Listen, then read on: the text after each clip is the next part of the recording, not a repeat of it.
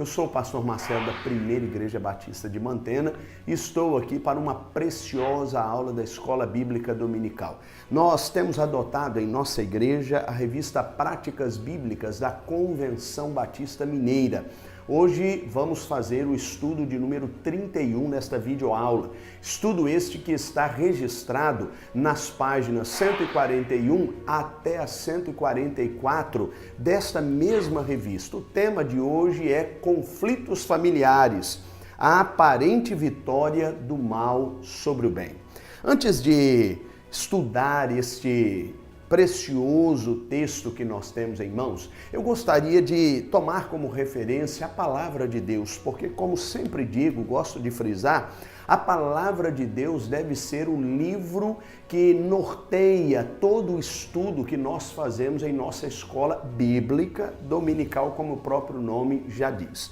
E o texto indicado pelo autor desta lição está no livro de Gênesis, o primeiro livro da Bíblia. E eu quero ler no capítulo 4, a partir do versículo 1 até o versículo de número 7. E nesse texto a palavra do nosso Deus nos diz assim: E Adão conheceu intimamente Eva, sua mulher. Ela engravidou e, tendo dado luz a Caim, disse: Alcancei do Senhor um filho homem. Tornou ela a dar à luz a outro filho, Abel, irmão dele. Abel tornou-se pastor de ovelhas e Caim agricultor. Tempos depois, Caim trouxe do fruto da terra uma oferta ao Senhor. Abel também trouxe da gordura das primeiras crias de suas ovelhas.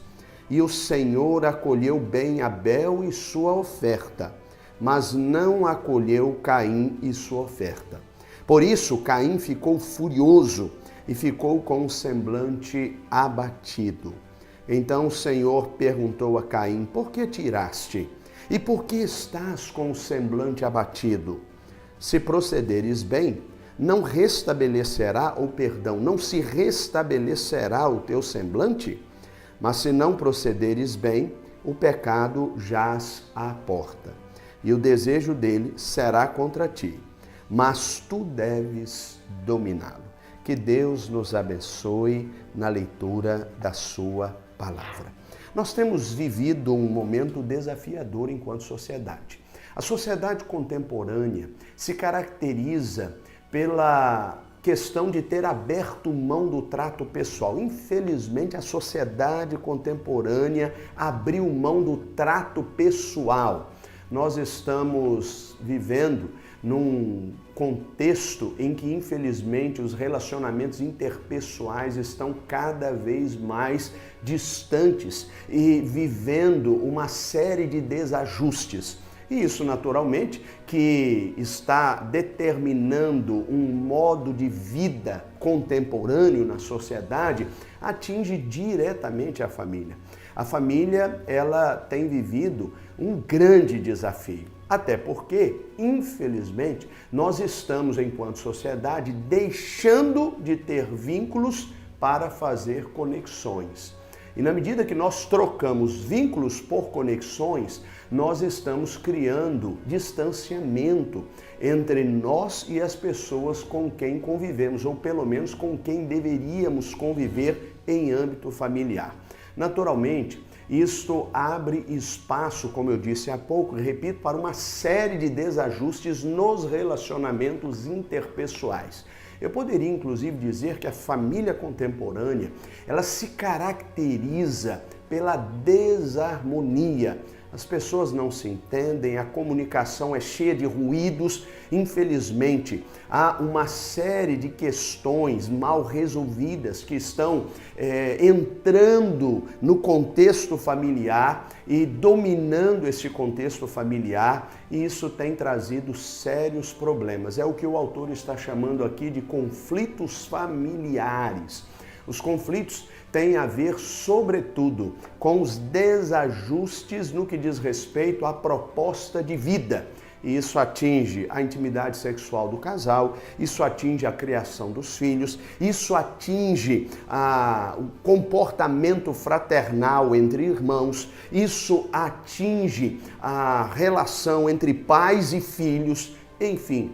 a família está sendo dominada por um verdadeiro desastre. É o que eu estou chamando aqui de desarmonia. Infelizmente, este é o retrato da família contemporânea. E eu e você precisamos tomar imenso cuidado. Não é de hoje que, infelizmente, os conflitos familiares fazem parte da história da sociedade. Aliás, sem mais delongas, já quero introduzir o primeiro tópico desta lição para que eu e você tenhamos tempo e chance de analisar esse texto que acabamos de ler, que, diga-se de passagem, tem uma série de ensinamentos para o nosso coração no que diz respeito aos conflitos familiares, que muitas vezes, como bem disse o autor, podem trazer uma sensação de que o mal está dominando o bem, quando na verdade nós sabemos que no fim das contas o bem sempre prevalecerá, porque este é o propósito de Deus. Mas a questão que eu e você precisamos responder é: será que dentro de nossa casa o mal tem prevalecido contra o bem? Isto é, os desajustes estão dominando o ajustamento familiar e, de certa maneira, destruindo qualquer possibilidade de entendimento dentro deste contexto? Eu e você precisamos responder a estas perguntas. O primeiro tópico desta lição propõe fracasso de um irmão. Eu queria fazer aqui nesse texto que nós acabamos de ler algumas observações importantes que merecem a nossa atenção. Esse texto diz que havia dois homens que eram filhos de Adão e Eva, Caim e Abel. Caim, segundo o que a palavra de Deus diz, era um agricultor, enquanto Abel era pastor. E a palavra do Senhor diz que ele cuidava de um rebanho. E ambos resolveram, basicamente ao mesmo tempo, levar ofertas ao Deus Todo-Poderoso e sacrificar estas ofertas ao Senhor.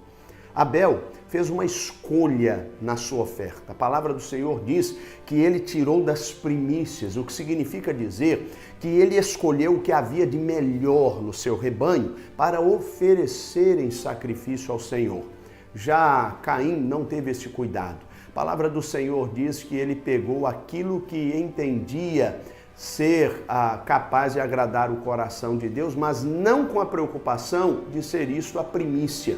E a palavra do Senhor diz que isso desagradou a Deus de tal maneira que Deus acolheu Abel, acolheu a oferta de Abel, mas não o fez em relação a Caim. Nem Caim, nem sua oferta foram acolhidos por Deus.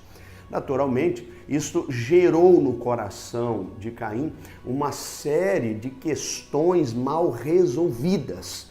E estas questões mal resolvidas trouxeram uma série de problemas para a existência deste rapaz. Vale ressaltar, inclusive, que Deus chama Caim para um concerto e uma conversa. E a palavra do Senhor diz que ele faz uma pergunta: por que estás furioso? Em outras palavras, Deus estava percebendo que Caim estava fora do seu normal. Naturalmente, àquela altura, já estava sendo dominado pelo mal em seu coração. Ele estava sendo dominado por um sentimento faccioso com relação ao seu irmão. Ao invés de tê-lo como parceiro, como companheiro de vida, Caim, naquele momento, enxergava Abel como uma espécie de rival em relação à aprovação de Deus. E este se transformou no primeiro grande homicídio da história da humanidade. Na verdade, o primeiro homicídio da história da humanidade, nós podemos dizer isso. E Caim protagonizou este primeiro homicídio. A palavra do Senhor diz que Deus ainda fez algumas outras perguntas. Por que estás com o semblante abatido? Caim já não conseguia mais esconder a sua frustração em relação àquilo que Deus havia acolhido no que diz respeito à oferta de seu irmão Abel, em detrimento da sua. Evidentemente, não podemos aqui colocar a oferta de Abel como sendo o problema que determinava o fato de Deus não ter acolhido a oferta de Caim. Abel fez a sua parte, mas naquele momento Caim entendeu que a oferta de Abel e o procedimento de Abel eram responsáveis pelo fato de Deus não ter acolhido a sua oferta. Isso não era verdade. Então Deus trabalha numa circunstância, digamos assim, bastante clara o que ele deveria fazer. E então Deus o chama a uma reflexão e ele diz, se você proceder bem, você vai mudar as coisas e eu vou acolher a sua oferta. Agora, evidentemente, se você não fizer e mantiver este comportamento que não tem nada a ver com um bom procedimento, você jamais será amado, abençoado e respeitado por mim. E naquele momento, Deus inclusive entrega a Caim um entendimento. Ele diz o seguinte, o pecado, o mal, este mal que já está dominando o seu coração, ele está à porta, mas você ainda pode dominá-lo. Ou seja, cabe a você tomar a decisão de dominá-lo, resolvê-lo e tratá-lo em seu coração. E assim você evitará grandes transtornos. Infelizmente, como nós bem sabemos, Caim não fez, não tratou como Deus o aconselhou a fazer, e a palavra do Senhor diz que isso trouxe transtornos extraordinários. Primeiro, porque ele matou o irmão, o enterrou, e a palavra do Senhor diz que Deus o chama para um confronto. Segundo, porque ele foi expulso da terra e precisou andar errante, de tal maneira que a palavra do Senhor diz que ele até se preocupa com o fato de viver longe da presença do Senhor e ser agora mais vulnerável do que nunca. Mas Deus ainda, pela sua misericórdia, o marcou de tal forma que ele passou a experimentar o cuidado e a proteção de Deus. Eu queria chamar a sua atenção para o fato de que o fracasso, quando chega ao âmbito familiar, ao nosso lar, ele chega por uma série de razões. E eu gostaria de chamar todas essas razões de problemas mal resolvidos. A primeira coisa que você precisa saber sobre problemas mal resolvidos é que problemas mal resolvidos nos impedem de seguir em frente. Foi o que aconteceu com Caim. A palavra do Senhor diz que ele ficou impedido de seguir em frente. Ele não conseguiu mais desenvolver os seus projetos como ele gostaria de fazer. Pelo contrário, ele teve que interromper o seu projeto, inclusive teve que se distanciar da família e criar uma nova estrutura para a sua existência, e não foi uma estrutura tão simples assim. Então o que eu quero que você entenda é que problemas mal resolvidos nos prendem ao passado, nos impedem de seguir em frente, de olhar para o futuro. Não incorra neste erro. Mas não é somente isso. Problemas mal resolvidos também criam em nós espaço para sentimentos corrosivos. Eu poderia elencar aqui alguns desses sentimentos corrosivos. O primeiro deles é a própria frustração. E Caim foi alvo deste sentimento corrosivo. Este sentimento estava matando-o por dentro. Mas não somente isso, a inveja. A inveja tem sido um elemento determinante no fracasso de muitas famílias. Há aqui, inclusive, uma tentativa de disputa pelo poder dentro de casa. Nós vamos conversar um pouquinho sobre isso mais adiante, mas vale fazer esta ressalva, porque normalmente nós estabelecemos um parâmetro de comparação com as pessoas com as quais convivemos dentro do sistema familiar. Isso é de alta periculosidade, isso pode gerar prejuízos enormes no nosso lar. Então tome muito cuidado com isso. Você precisa tratar esses problemas a tempo e a hora. Não tente fingir que os problemas não existem, é preciso tratá-los.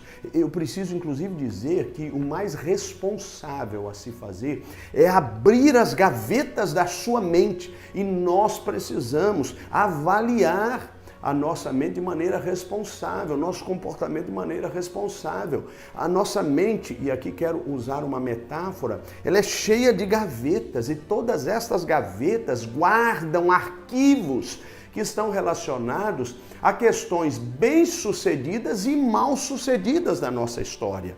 E se nós não tratarmos em especial as questões mal sucedidas de nossa história, os traumas, por exemplo, e tantas outras questões que eu e você enfrentamos na vida, nós vamos amargar sérios danos em nossa existência. Os prejuízos serão literalmente incalculáveis. Então não incorra neste erro.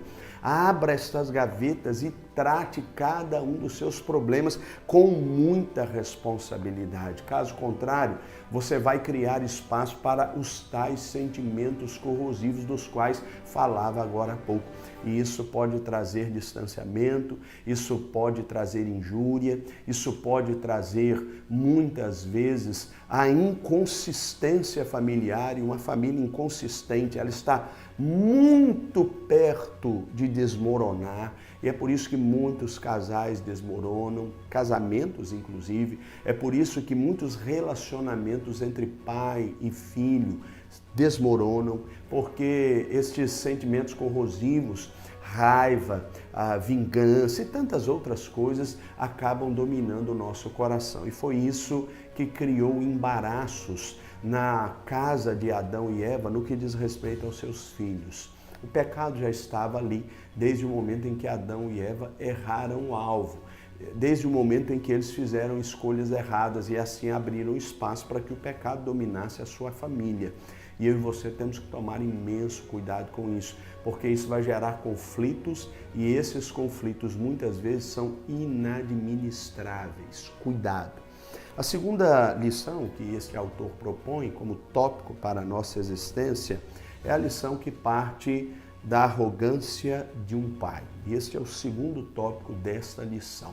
Eu queria, antes de seguir em frente, fazer menção a uma experiência que esse texto nos apresenta. A palavra do Senhor diz que então aquele homem chamado Caim sai da sua terra e vai para uma terra denominada Nod, e ali ele constitui a sua família. A palavra do Senhor diz que os problemas vão se arrastando até que chegam a um homem chamado Lameque. E Lameque, para você ter uma ideia, era o pai de Noé, mas ele não teve apenas Noé, ele teve outros filhos. Eu vou ler alguns textos, ou alguns versículos, melhor dizendo, que vão nos ajudar a situar este contexto em nosso coração e em nosso estudo. No capítulo 4 de Gênesis, a partir do versículo 19 até o versículo 23, a palavra de Deus começa a fazer referência sobre Lameque. E eu queria tomar o exemplo de Lameque para falar sobre a arrogância dentro do sistema familiar, que tem sido a razão de muitos conflitos familiares, diga-se de passagem. Lameque, diz o versículo 19, tomou para si duas mulheres. O nome de uma era Ada e o nome da outra Zila. E Ada deu à luz Jabal. Este foi o pai dos que habitam em tendas e possuem gado. O nome de seu irmão era Jubal. Este foi o pai de todos os que tocam harpa e flauta. Zila também teve um filho, Tubal-Caim, fabricante de todo um instrumento cortante de cobre e de ferro. E a irmã de Tubal-Caim foi Naamá. Então Lameque disse às suas mulheres, Ada e Zila, dai ouvidos à minha voz. Escutai, mulheres de Lameque, as minhas palavras são importantes. Pois matei um homem por me ferir e um rapaz por me pisar. Eu queria frisar aqui algo que me chama a atenção no exemplo de Lameque, a descendência de Caim, diga-se de passagem, e por conseguinte a descendência de Adão. Lameque era um homem extremamente arrogante e um homem que resolvia os seus conflitos sempre na base do homicídio. Interessante que a palavra de Deus faz menção aqui a um discurso que ele alardeia dentro de casa às suas duas mulheres e, portanto, tentando intimidá-las e, por que não dizer, intimidar toda a sua casa, todos os seus filhos. Ele estava dizendo, dentre outras coisas, que ele matou um homem porque havia o ferido. Mas ele disse que outro o havia pisado e ele também revida este pisão com a morte. Interessante, ou com um assassinato, que a palavra de Deus mostra ou demonstra um homem extremamente arrogante. Sabe o que Lameque está me ensinando nesta passagem? Lameque está me ensinando que muitas vezes, dentro do sistema familiar, nós incorremos no erro de acreditar que nós somos indestrutíveis. Eu poderia dizer de que nós somos supostamente indestrutíveis. E este sentimento maldito coloca em sérios riscos a harmonia do sistema familiar. Infelizmente, é isso que vai gerar uma série de discussões dentro do sistema familiar. E estas discussões geram disputa. Disputa entre casais que estão disputando o poder dentro de casa. Disputa entre pai e filho, entre filho e pai, para saber quem tem mais razão, quem sabe mais, quem deve falar mais alto, quem deve falar mais grosso. Infelizmente, todas as vezes em que eu e você somos dominados pela arrogância, nós estamos sendo dominados por uma suposta indestrutibilidade, e nós não somos indestrutíveis. Em nome de Jesus, não caia nesta esparrela. Satanás vai querer fazê-lo acreditar que você é mais forte do que realmente é, de que você é mais poderoso do que realmente é, e não é. E é interessante que ele alardeava as suas mortes, né, dentro da sua própria casa. É interessante que isso não significa dizer que ele arruinou toda a sua família, porque Deus é misericordioso. E aí, este mesmo livro de Gênesis fala de um dos filhos de Lameque, e eu quero ler o nome deste filho, porque quero tirar aqui algumas lições preciosas ao nosso coração. Esse texto diz, no capítulo de número 5, a partir do versículo 28, e eu lerei até o versículo de número 30, o seguinte: Lameque viveu 182 anos e gerou um filho, a quem chamou Noé, dizendo: Este nos consolará de nossas obras e do trabalho de nossas mãos, que provém da terra que o Senhor amaldiçoou. Depois que gerou Noé, Lameque viveu 595 anos e gerou filhos e filhas.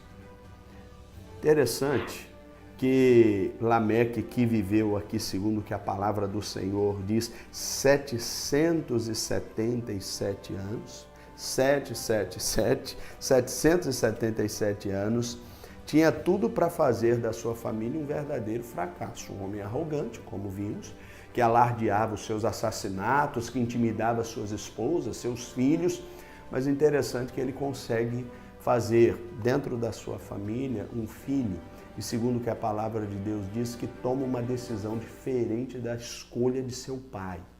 Isso é importantíssimo, porque o que eu quero dizer a você nesse estudo é que você pode mudar a história da sua família e romper com uma dinâmica de conflitos familiares se você tomar as decisões acertadas. E estas decisões acertadas passam pela importante categoria da fé.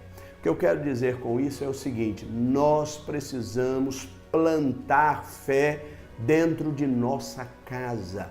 Você precisa plantar fé na vida dos seus filhos, plantar fé no seu casamento, plantar fé no seu ambiente familiar.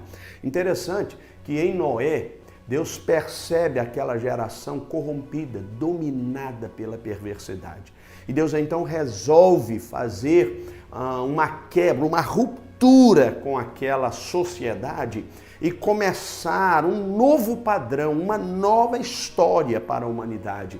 E ele o faz através de Noé. E a palavra do Senhor diz que Noé foi desafiado por Deus a construir uma arca. Você provavelmente conhece bem essa história. E embora ele não tenha sido engenheiro naval, sob a direção de Deus, isto é, debaixo da direção de Deus, Noé constrói aquela arca nas dimensões que Deus havia estabelecido. E a palavra do Senhor diz que, pela prescrição de Deus, ele coloca dentro desta arca toda sorte de animais para a preservação das espécies. Mas o mais importante, Noé conseguiu levar para dentro dessa arca o projeto mais importante da sua vida, a sua família. Noé não salvou os seus amigos, embora tenha apregoado o dilúvio aos seus amigos. Noé não conseguiu salvar os seus contemporâneos, que, diga-se de passagem, muitas vezes zombavam dele, entendendo-o, concebendo-o como uma espécie de maluco.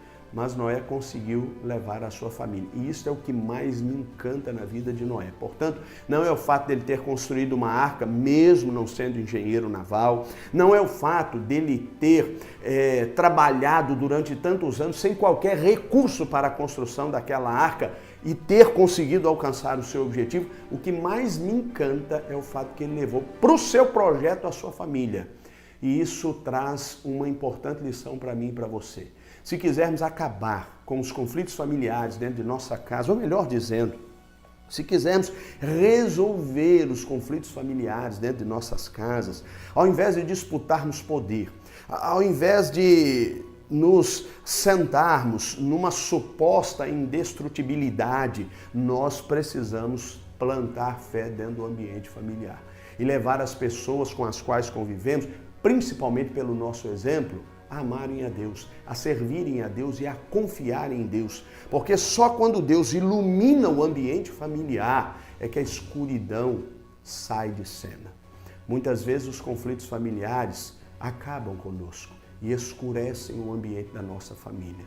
Mas se Deus estiver presente, Ele iluminará os nossos caminhos, nos colocará em pleno entendimento com a verdade, nos fará criar vínculos ao invés de conexões, e a tecnologia tem nos ensinado a criar conexões, mas nós temos que trabalhar para não abrir mão dos vínculos dentro de casa, porque os vínculos eles passam pelo amor, eles passam pelo respeito, eles passam sobretudo pela proximidade, pela parceria, e é isso que a sua família precisa ter em mente. Aliás, a palavra de Deus explica isso quando no livro de Amós, no capítulo 3, versículo 3, diz assim: andarão duas pessoas juntas se não estiverem de acordo? De maneira nenhuma. Então, se nós quisermos encerrar os conflitos dentro de nossa casa, nós vamos precisar criar acordo. Vamos precisar criar um ambiente de parceria, iluminado e dirigido pela presença do Deus Todo-Poderoso. Amém? Que Deus abençoe a sua casa e que você abra mão das conexões, mas não abra mão dos vínculos. Que você cuide para que a sua família seja um pedaço do céu aqui na terra. Não é tão importante ter razão, é mais importante ser feliz. Lembre-se disso em nome de Jesus. Obrigado pela sua atenção e até a próxima semana, se Deus quiser.